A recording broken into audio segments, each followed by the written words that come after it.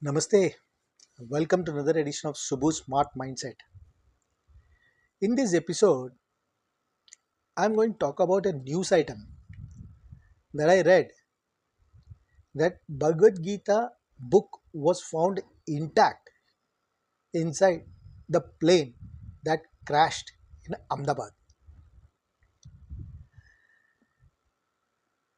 What was more interesting for me is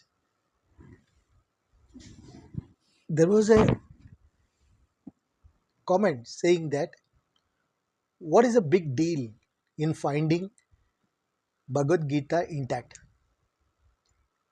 If it had so much of power, it could have saved the plane from crashing. This was a very valid comment asking if, if Bhagavad Gita was found intact when it could save itself, why couldn't it save the plane from crashing and save all the passengers? So, this episode we will try to understand what is Bhagavad Gita in very simple terms. Bhagavad Gita is not about a book of saving people from disaster. In fact, it is a book written when there was a disaster occurring, like the Kurukshetra war. So, what was it that Bhagavad Gita was mentioning? Bhagavad Gita is a book of wisdom, not black magic. Now, what is that book of wisdom? It talks of various events occurring in the course of life in which one may not have complete control by themselves. So, you'll ask me, if we don't have control on the events, then how does it happen? So, Bhagavad Gita, if you look at it little bit deeply and ask who is responsible for Mahabharata, then will you say it is because of Shakuni, whose ancestors were defeated by the Bhishma army and wiped out? So Shakuni took revenge to start the Mahabharata,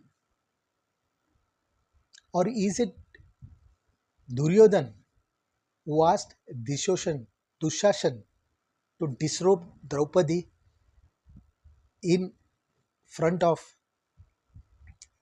everybody in the hall?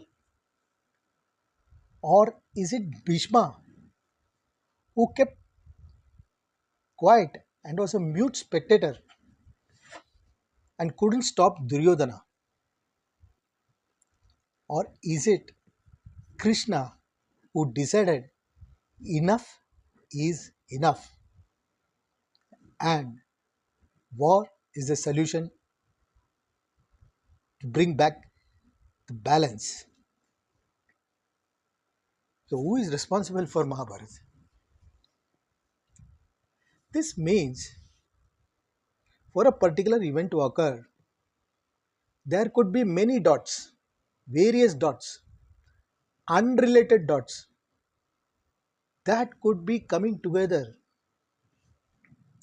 at some point of time and rising into a crescendo, just like a snow in an avalanche. As it rolls down, it becomes bigger and bigger, which is called a snowballing effect.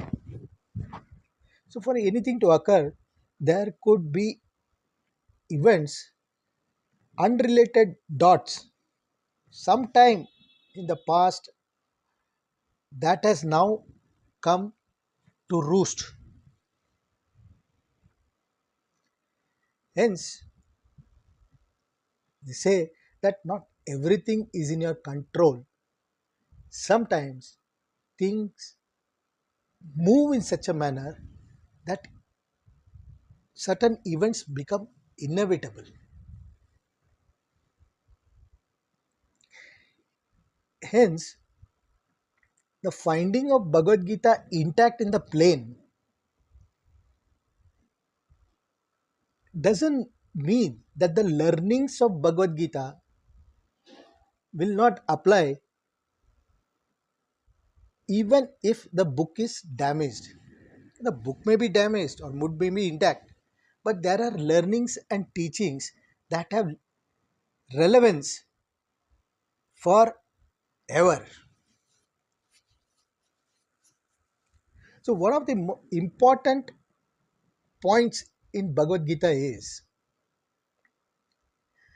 inaction is more dangerous than action, which means you can't sit tight. You need to do some action because inaction is more dangerous than action.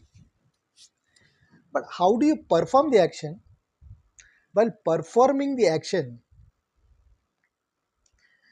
it says don't do it with expectation of a fruit of action.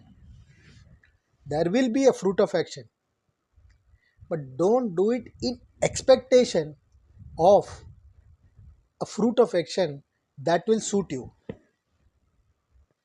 So if you start thinking whether my action will give the desired result, you may get paralyzed because you don't know whether you will get the correct result.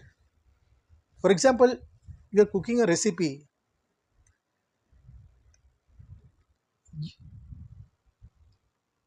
You can never be sure whether recipe will come correct or not. Yet, the thought that the recipe will not come good should not prevent you from not trying the recipe. Because inaction is more dangerous than action. So, you try the recipe and without the expectation of the result that suits you, and whatever results comes in, that you evaluate it and find the whether the procedures that you used were perfect for that particular recipe, or there has to be change in the procedure or ingredients or whatever. You make the corrective steps and try again. So when the plane has crashed, there could be many reasons that the plane has crashed. There could be a lot of dots which may not be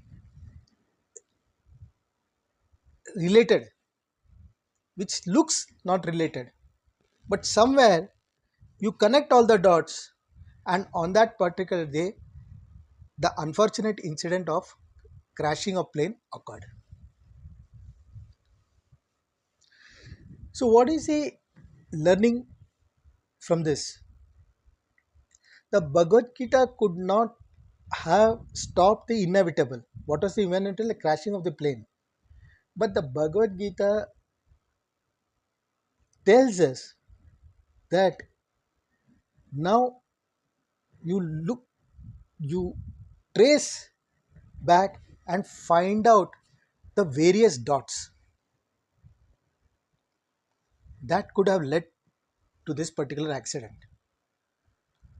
It's like the juggler juggling a lot of balls in the air at the same time and without any of the ball falling. It means you now focus on the links and linkages that could have caused this particular mishap. This applies same to our life and tells us two things. One is inaction is more dangerous than action. Keep doing something. Like Krishna said, he knows the entire what is going to happen. He knows everything is happening. Yet he didn't rest for a day. He kept doing what needs to be done. So similarly,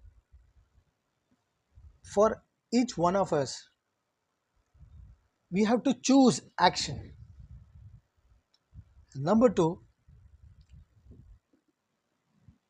in that action, we need to do what is you think is required at that particular moment. What that particular moment, what needs to be done, you do it. If it is noon time, have lunch. If it is dinner time, have dinner. If it is sleep time, have sleep. If it is studying time, study. If playing time, play. So you just do what needs to be done at that particular time, and not say that oh, uh, this I will not do it today. See, so what happens is you are choosing inaction over action, and that means inaction is more dangerous than action.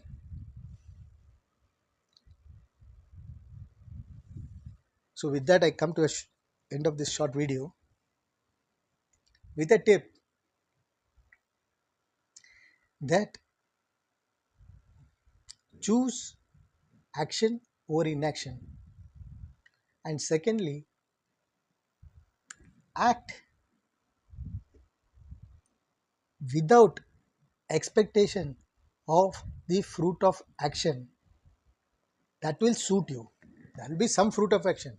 It may or may not suit you, but act, then whatever is the fruit of the action, accordingly you make your analysis and move ahead. So with this, I come to the end of this video, and I hope these two tips will make you understand that Bhagwad Gita is an operational manual of what one should do and one cannot do, and also how so many events occur that you may not have control on, but the only control which you have is to be decisive and take action.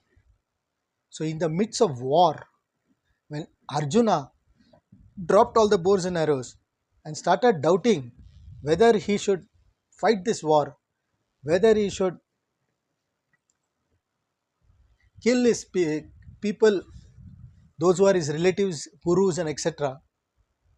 Krishna said, now is not the time to think on those aspects. That time is gone. Now we are in the war, the chariot is in the center, both the armies are standing facing each other. Now fire the arrow. Just do what is required. Rest all what is happening because of its inevitability. It had to happen this way. So it's happening. So don't analyze too much why you are doing a particular thing. Just do what needs to be done at that particular time. So with that, come to the end of this video.